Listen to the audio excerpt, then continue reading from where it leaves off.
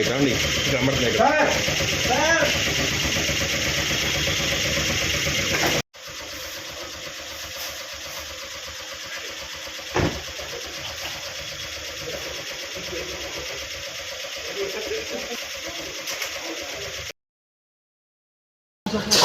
అన్నా అన్నా అన్నా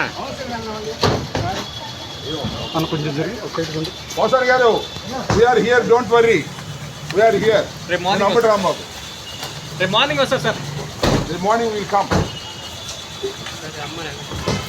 బాగా బందోబస్తు ఇచ్చారయ్యా, ప్రమోషన్ వస్తుంది. పదండి.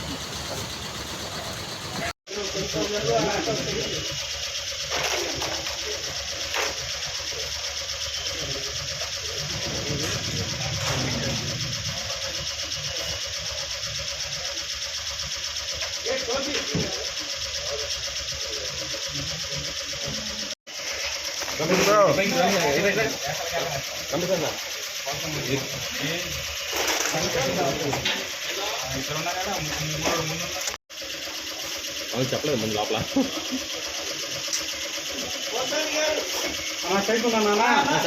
సైడ్ అన్న ప్లీజ్.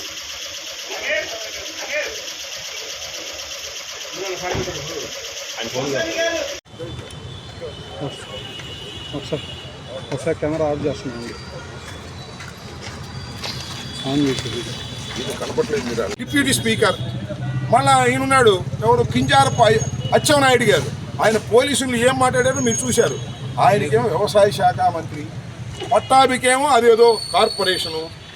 ఉప ముఖ్యమంత్రిగా ఉన్నటువంటి పవన్ కళ్యాణ్ గారు చెప్పులు చూపిస్తూ ముఖ్యమంత్రి గారిని, ఎమ్మెల్యేలని ఇష్టం వచ్చినట్టు తిడితే ఆయనకు ఉప ముఖ్యమంత్రి.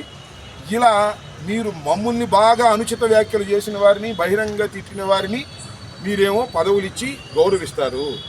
మా పోసాని కృష్ణమురళి లాంటి ఒక వ్యక్తి ఏదో అనుచిత వ్యాఖ్యలు చేశాడని ఆయన ఈ జైలు నుంచి ఆ జైలుకి, ఆ జైలు నుంచి ఈ జైలుకి, ఈ జైలు నుంచి ఆ జైలుకి తిప్పుతానే ఉంటారు. రేపు కూడా మళ్ళీ తిప్పుతారు ఇంకో చోటకి. ఈ విధంగా హెరాస్ చేస్తున్నారు. మీరు చేసిన పాపాలు పండుతాయి.